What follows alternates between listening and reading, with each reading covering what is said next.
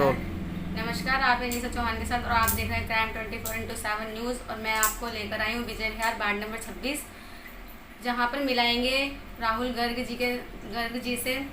और ये नेता नहीं बेटे हैं यहाँ के, और किस तरीके से लोगों की हेल्प, कांग्रेस से जुड़े हुए हैं, ये कांग्रेस के सिपाही हैं। तो आइए बातचीत कराते हैं राहुल जी से। नमस्कार मैम। जी नमस्कार सर, बताइए अपने परिचय दीजिए। मैं राहुल गर्ग, जी विजय विहार वार्ड नंबर 26 से रिठाला विधानसभा। मैं दिल्ली प्रदेश कांग्रेस कमेटी में डेलीगेट हूँ। जी, तो सर जो ये आपको पता होगा चांदनी चौक में हनुमान जी का जो मंदिर तोड़ा गया है सर, इसमें कहीं ना कहीं राजनीति है या एमसीडी वालों की क्या क्या कहिए सर? एमसीडी में बहुत सालों से बीजेपी की सरकार है जी, और उन लोगों की सरकार है जो धर्म के ठेकेदार हैं, अपने आप को धर्म का ठेकेदार बताते हैं, धर्म के नाम पर वोट मांगते हैं, धर्म के नाम पर आपस में भिड़वाने का काम करते हैं।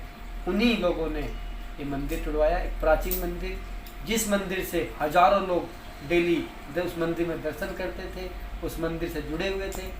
उन श्रद्धांजलियों के साथ इन लोगों ने बहुत गलत वो किया है। और मैं इस एमसीडी में बैठी सरकार को, और जो ये दिल्ली का बेटा बताता है, अरविंद केजरीवाल अपने आप को दिल्ली का बेटा बताता है ये कि मैं दिल्ली का बेटा हूँ, ऐसे बेटे अगर दिल्ली में एक दो और हो गए तो मुझे लगता है कि दिल्ली नष्ट हो जाएगी। ऐसे भ्रष्ट नेता की और बेटे की हमें दिल्ली वालों को ज़रूरत नहीं है, जिसने एक बार भी उस मंदिर के लिए आवाज़ नहीं उठाई, एक भी कोई बात नहीं बोली, कोई स्टेटमेंट नहीं दी। और इन लोगों को तुरंत उस मंदिर के लिए जगह देनी चाहिए और वो मंदिर की मूर्ति फिर दोबारा प्रतिष्ठान करके वहाँ पे मंदिर सुचारू रूप से बनाकर तैयार कर देना चाहिए। और ये धर्म की अगर इसी तरीके से धर्म की ठेकेदारी करते रहे तो मैं समझता हूँ कि आने वाला जो हमारा बच्चों का भविष्य है वो अंधकार में हो जाएगा, क्योंकि कोई किसी के साथ बैठना पसंद नहीं करेगा। हिंदू, मुस्लिम, सिख, ईसाई आपस में इतना बड़ा मतभेद हो जाएगा कि कोई किसी को देख के राजी नहीं रहेगा। तो इन ठेकेदारों को से हमें समझना होगा और देश को भी ना अब समझना होगा कि इन जो धर्म के ठेकेदारी कर रहे हैं इनसे बचें। तो सर ये एमसीडी का ही एक मुद्दा है हमारे पास, आपको भी पता होगा 13,000 करोड़ का। तो एमसीडी वालों ने दिल्ली सरकार के ऊपर 13,000 करोड़ का घपले का आरोप लगाया है, उसके मामले में आप क्या कहेंगे? दिल्ली सरकार ने आरोप लगाया है 13,000 करोड़ का।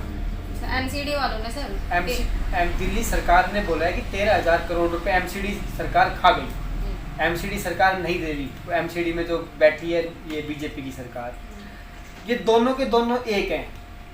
इसने भी जो दिल्ली का बेटा बताता है, इसने भी कोरोना काल में, मैं आज नमन करता हूँ उन भाइयों को, आज मैं नमन करता हूँ आज दिल्ली प्रदेश कांग्रेस कमेटी की तरफ से उन लोगों को जिन लोगों ने, एमसीडी के कर्मचारियों ने, एक कोरोना महामारी जिसमें लोग अपने घरों से निकलने में घबरा रहे थे, अपने कहीं भी कुछ कार्य करने में घबरा रहे थे, उन लोगों ने अपने बच्चों को छोड़कर, अपने माँ बाप को छोड़कर, अपनी पत्नी को छोड़कर, अपने भाइयों को छोड़कर, अपनी बहनों को छोड़कर, उन लोगों ने अपनी जान दांव पे लगाकर जनता की सेवा में अपना जीवन दे दिया।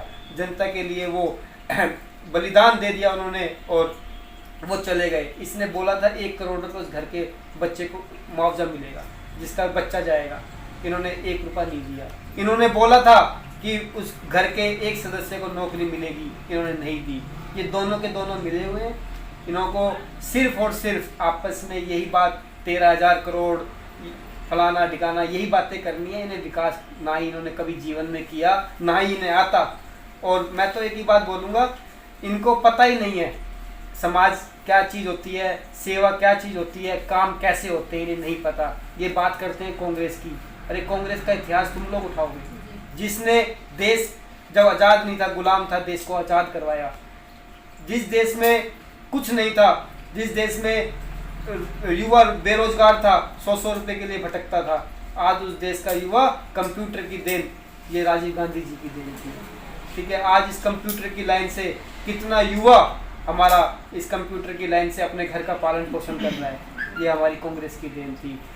पेंशन की बात हो, कोई भी कार्य हो, या वो सड़क का हो, नाली का हो, फ्लाईओवर का हो, अगर इन्होंने पूरे देश में स्कूल का हो, डिस्पेंसरी का हो, अब ये इसने दिल्ली में बना दी, इसने मोहल्ला क्लिनिक, ना वहाँ पे दवाई मिलती, ना वहाँ पे डॉक्टर्स बैठते। हमारे टाइम में डिस्पेंसरियाँ वो करती थी, सुचारू रूप से वो डिस्पेंसरी टाइम से खुलती थी, टाइम से बंद होती थी, टाइम से डॉक्टर बैठते थे, प्रॉपर दवाई मिलती थी, और एक वो टीम बैठती थी जो कि बहुत ही माइंडेड और पढ़ी लिखी टीम थी।